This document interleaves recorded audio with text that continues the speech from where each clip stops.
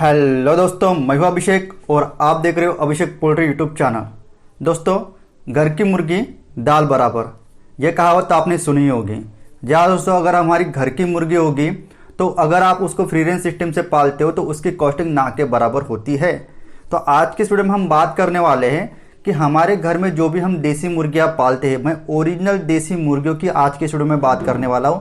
मैं आज के इस वीडियो में कोई भी पोल्ट्री फार्मिंग के रिलेटेड या फिर फार्मिंग लेवल की बात नहीं करने वाला हूं। जो भी हमारे पोल्ट्री फार्मर भाई होते हैं जो घर में 10, 15, 20 मुर्गियों तक के पालते हैं, आज उनके कॉन्सेप्ट के या फिर उनके आई लेवल से बात करने वाला हूं। ठीक है, तो इस बात को समझ के ही आज का वीडियो देखेगा। तो आज के इस वीडियो पर स्पेसिफिकली फोकस रहेगा कि हमारा जो भी हमारे घर की ओरिजिनल देसी मुर्गी होती है, क्या हम उसको एटीएम बना सकते हैं। एटीएम मतलब जब भी हमें पैसे चाहे होते हैं तब जाकर पैसा निकाल लो। जी हाँ दोस्तों, अभी प्रेजेंट मोमेंट में ओरिजिनल देसी गावठी मुर्गी का जो रेट है वो कम से कम 400 रुपये किलो का है।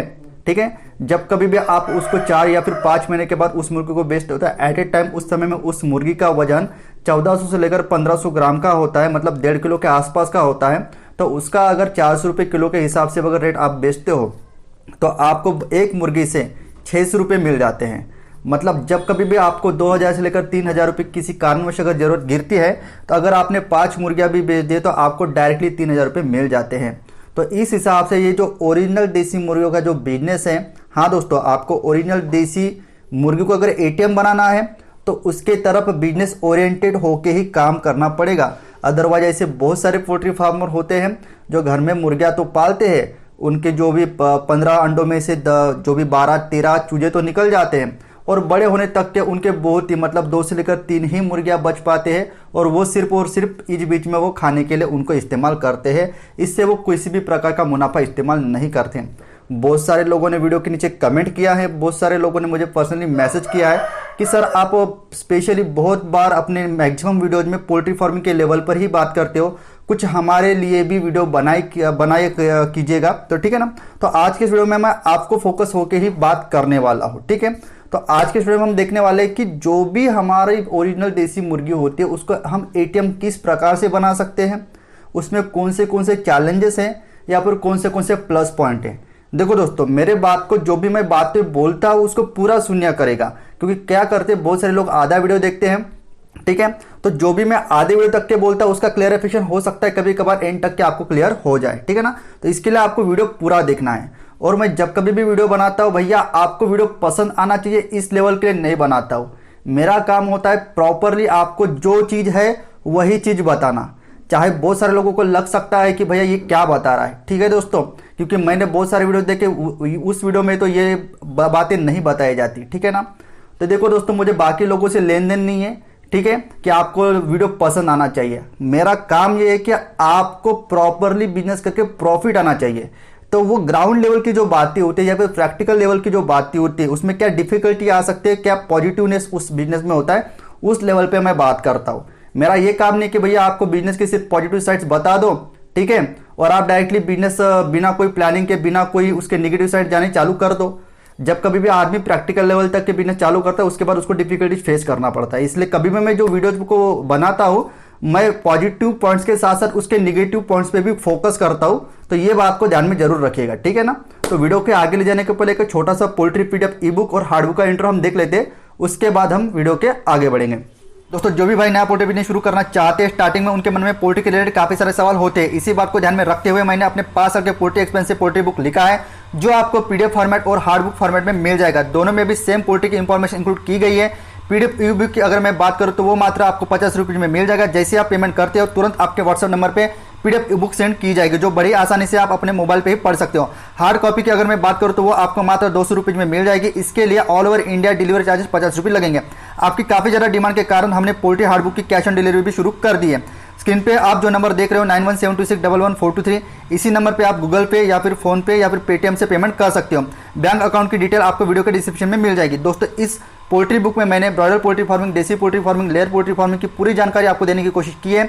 इस बुक में मैंने disease plus medicine plus biosecurity plus vaccine management, feed plus water management, space plus breeding plus temperature management, summer plus winter plus monsoon season management, broiler plus desi plus layer poultry shed cost, देसी मुर्गियों की breed, अंडे देने वाली मुर्गियों का management, broiler management, इसके अलावा और भी बहुत सारी बातों को कवर किया है। मैं गारंटी लेता हूं अगर एक बार इस बुक को आप पढ़ लेते हो तो आपके broiler plus desi plus layer मुर्गी के रिलेटेड 90% सवालों के जवाब आपको मिल जाएंगे।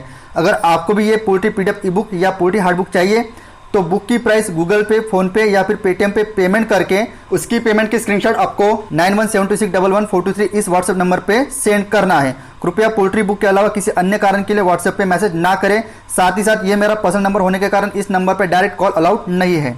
देखिए दोस्तों, अगर आपको घर की देसी मतलब ओरिजिनल देसी मुर्गी को अगर एटीएम बनाना है, जो मुर्गी अंडा देने के बाद अंडा सेती है और अंडों से चूजा निकालती है, उस मुर्गी की मैं बात करने वाला हूं। ठीक है, तो आपको ये चीज करते समय उसको एटीएम में कन्वर्ट करने के पहले आपको 2 से लेकर 3 बातों का ख्याल स्पेशल तौर पर रखना पड़ता है।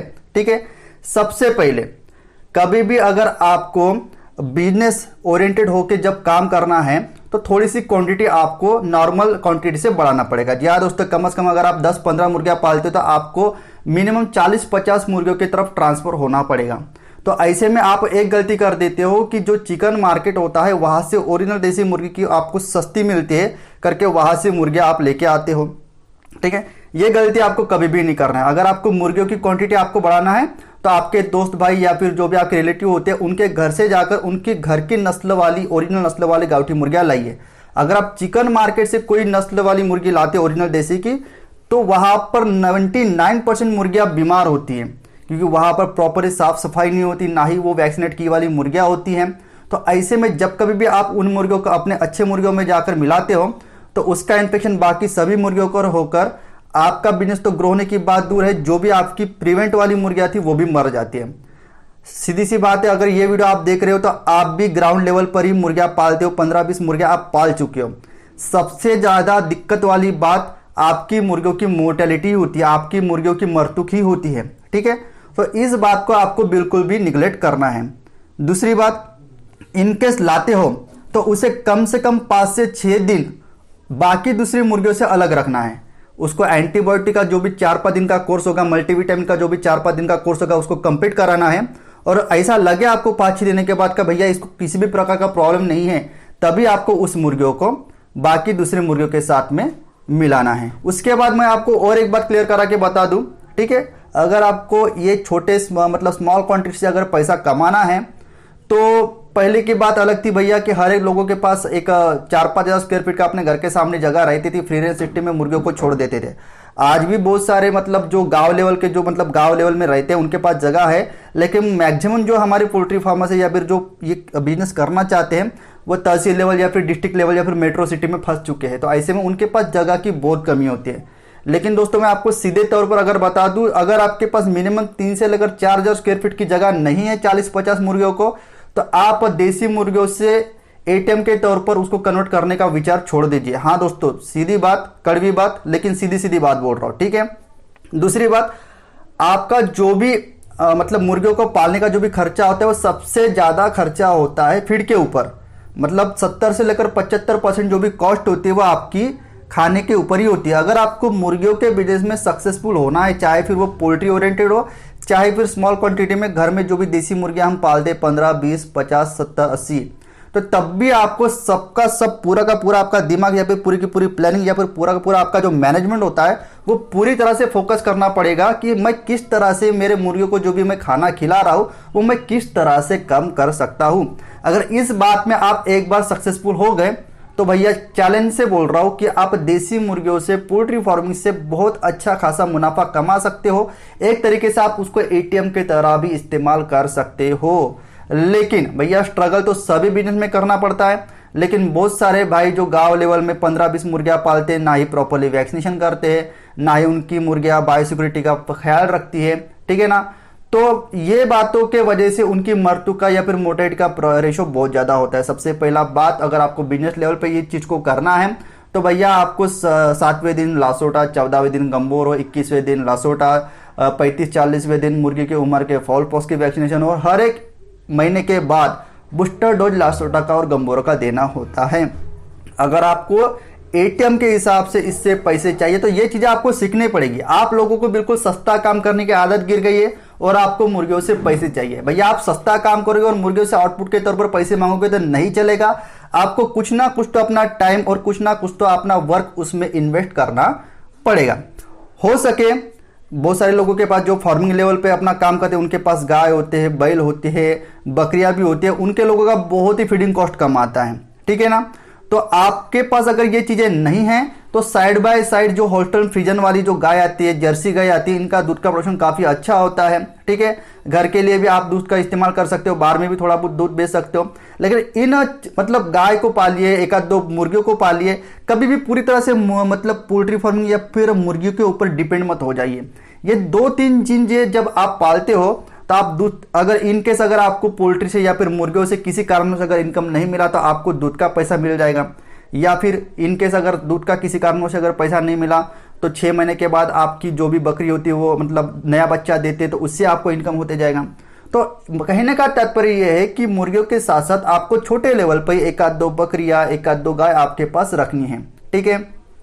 इनकी जो भी मतलब गाय का जो गोबर होता है या फिर गोट बकरी का जो भी वेस्ट होता है, ये मुर्गियां खाकर वहां पर पल सकती है, जिससे कि आपकी प्रोडक्शन कॉस्ट बहुत कम आएगी।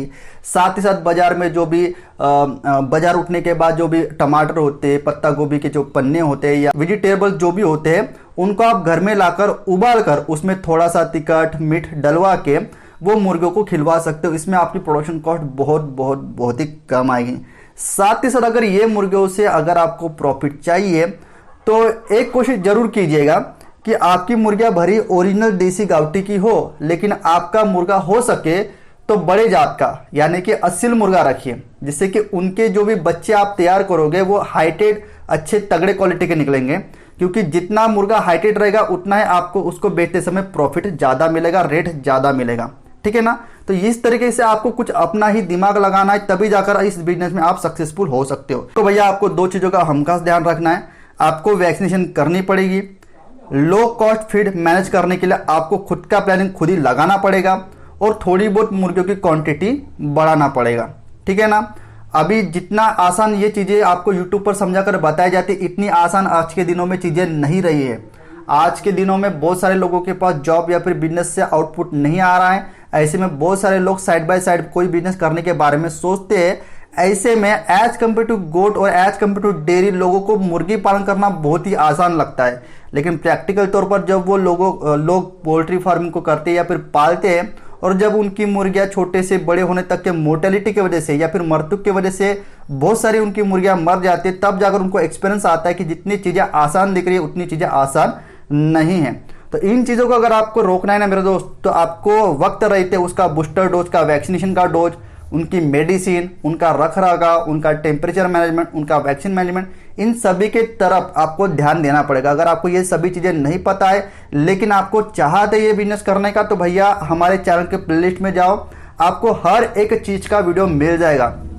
Temperature management, vaccine management, litre management, winter में किस तरीके से केयर लेना है, मोर्टेलिटी क्यों होती है, कौन से मतलब डिसीज पे कौन सी मेडिसिन का इस्तेमाल करना है, सभी के सभी वीडियोज आपको वहां पर मिल जाएंगे, ठीक है। तो आई होप दोस्तों अगर आपने ये वीडियो अंत तक देखा है तो सही में आपके पास पेशेंस है और सही में आपको ये मतलब बिजनेस करने की चाहत है। तो इसी तरह का एक पोल्ट्री का नॉलेजफुल वीडियो मैं मिलूंगा आपको नेक्स्ट वीडियो में। जय हिंद, जय भारत।